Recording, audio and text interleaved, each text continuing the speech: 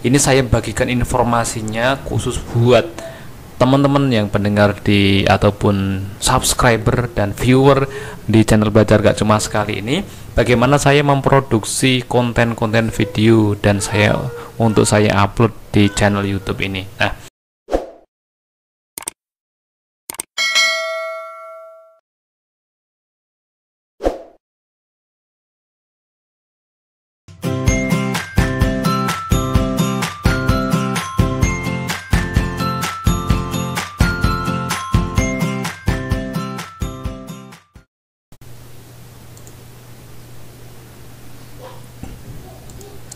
Bismillahirrahmanirrahim. Assalamualaikum teman-teman, jumpa lagi di channel Belajar Gak Cuma Sekali. Oke, teman-teman, kali ini saya akan membagikan tips bagaimana cara kita untuk merender video ya, render video, terutama ini yang menggunakan Filmora ya, Wonderful Filmora. Saya menggunakan versi ke-9.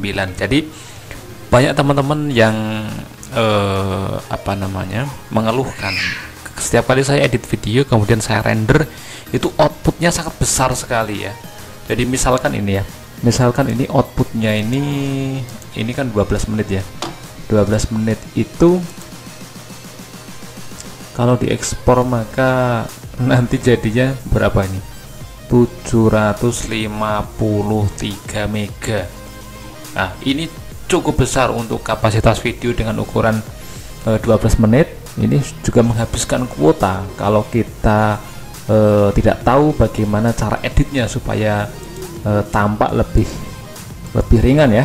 Jadi kendala ini dihadapi oleh teman-teman terutama yang mempunyai spesifikasi hardware untuk rendering videonya itu mungkin cukup ya pas-pasan ya, boleh dibilang seperti itu. Ini sangat mengganggu ya teman-teman. Nah, ini saya bagikan informasinya khusus buat teman-teman yang pendengar di ataupun subscriber dan viewer di channel Belajar Gak Cuma Sekali ini, bagaimana saya memproduksi konten-konten video dan untuk saya upload di channel YouTube ini. Nah, begini teman-teman, jadi ada beberapa hal yang perlu teman-teman garis bawahi ataupun perlu teman-teman ketahui saat melakukan editing video di ini ya, di aplikasi, bagaimana supaya lancar ya, proses renderingnya cepat, kemudian output file dari videonya juga kecil tetapi kualitasnya tetap bagus. Nah, ini untuk teman-teman yang pemula ya, terutama yang mungkin belum tahu ataupun belum pernah, mungkin pernah mencoba mengedit videonya tapi kok outputnya besar dan waktu rendernya cukup lama lah. Ini sangat boring ya teman-teman. Jadi bagaimana solusinya? Nah, ini ada beberapa solusi dari saya ya. Dari sekian waktu saya melakukan produksi video untuk channel Belajar Gak Cuma Sekali ini buat teman-teman semuanya. Ada hal-hal yang perlu teman-teman ketahui ketika teman-teman melakukan editing di software editor. Nah, pertama-tama teman-teman, jadi ini ya, kalau di sini bisa dilihat di sini ya. Di sini track ya. Tracknya di sini kan saya ada berapa track ini ya? Musik, audio, ini audionya satu track, kemudian untuk videonya ini ada 4 track. Nah, jumlah track ini juga berpengaruh kepada proses rendering. Jadi kalau tracknya cukup banyak, maka nanti proses rendernya juga bisa menjadi lebih lama. Nah, itu satu. Kemudian yang perlu teman-teman ketahui juga adalah efek ya. Ini perlu diketahui ya, di sini di filter efek ini ya, ini sangat banyak sekali efeknya ya. Kalau teman-teman membuat video dengan memilih salah satu efek ya, efek yang ada di sini ya, misalnya ini ya, misalnya teman mau menambahkan efeknya di sini, misalnya begini. Nah, di sini efeknya begini, kemudian nanti di sini efeknya lain, ataupun ini semuanya efeknya dari depan sampai belakang pakai efek ini ya, pakai filter ini, maka fitur efek ini sangat memakan ataupun membebani komputer. Kalau komputer teman-teman speknya minim ya, untuk lebih baik sih mungkin bisa Core i3 yang tentunya yang kekinian, atau Core i5. Setidaknya RAM-nya itu ya efektifnya sih 8 ataupun lebih ya. Kalau teman-teman cuman 2 itu sangat berat sekali. Nah, apalagi ya 4 ya lumayan sih ya. Nah ini, jadi hindari menggunakan efek-efek yang berlebihan dan tidak berguna, karena ini akan memberatkan komputer teman-teman. Kalau terlalu banyak efek, nantinya proses rendering selain lama, terkadang nanti tidak sinkron antara suara dengan gambar. Kalau itu videonya berupa ini ya, apa namanya, wajah ya, maksudnya yang di shoot adalah wajahnya lagi ngomong begitu. Kalau apa namanya, komputer atau laptopnya speknya minim, nanti biasanya tidak sinkron. Nah, karena apa? Karena terlalu berat. Nah, itu satu yaitu jangan gunakan efek terlalu banyak. Nah, kemudian yang kedua, ini teman-teman bisa mengaturnya di sini ya.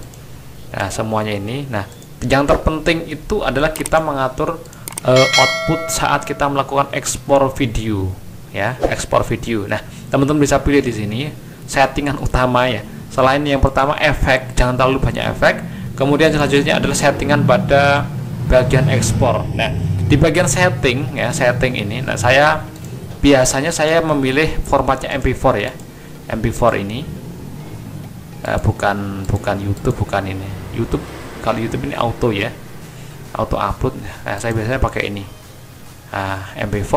Kemudian di bagian resolusinya, di sini untuk resolusi sebetulnya ya ini gimana ya, ini ya berpengaruh juga, tetapi saya biasa menggunakan output ini ya, 1920 1080. Ini sudah HD plus ya kalau nggak salah ya. Nah, biasanya standarnya kan ini 1280 720. Nah, saya biasanya pakai ukuran ini ya, 1920 1080. Nah, kemudian yang terpenting kuncinya itu adalah di bitrate-nya teman-teman ya.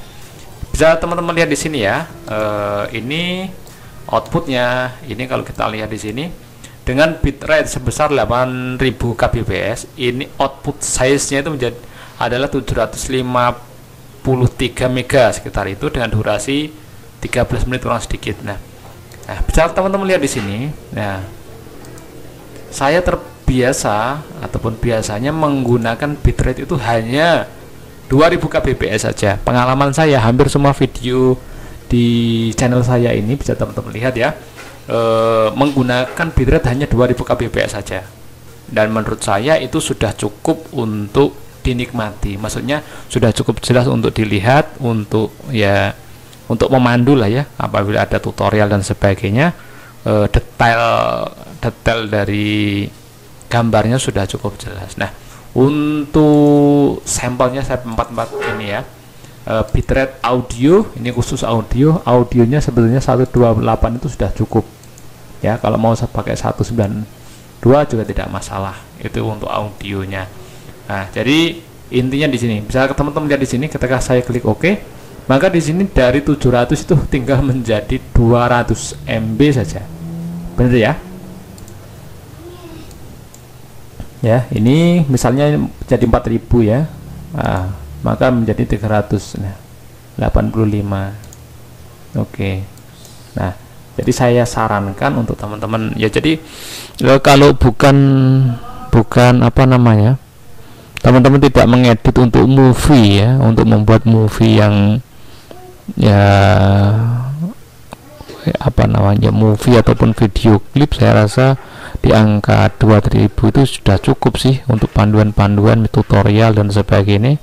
Itu sudah cukup. Nah, kalau teman-teman memang movie dan kamera tag-nya itu bagus, kemudian outputnya mau jadi movie ya, silahkan saja pakai resolusi yang lebih besar. Tetapi untuk penggunaan biasa ya, saya terbiasa pakai 2000 kbps ini saja, udah cukup bagus. outputnya. Nah seperti ini ya teman-teman, silakan ini ya contohnya saja seperti ini.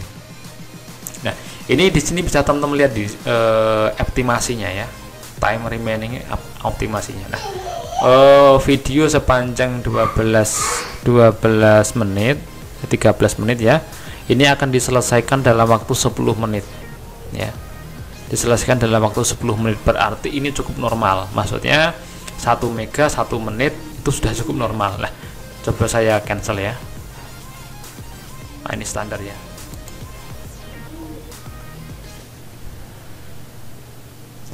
Oke ya, jadi begitu ya teman-teman semuanya. Buat teman-teman yang mau render pakai Filmora, pakai editor lain juga bisa. Kalau ada bisa custom resolusi, maka saya sarankan bitrate-nya silahkan set ke 2000 saja lah. Ya 2000 itu ya hasilnya sudah menurut saya sudah lumayan bisa dinikmati. Oke, terima kasih bisa menyimak informasi yang sederhana ini ya teman-teman semuanya. Apabila ada yang ditanyakan silahkan tanyakan di komentar ya. Terima kasih.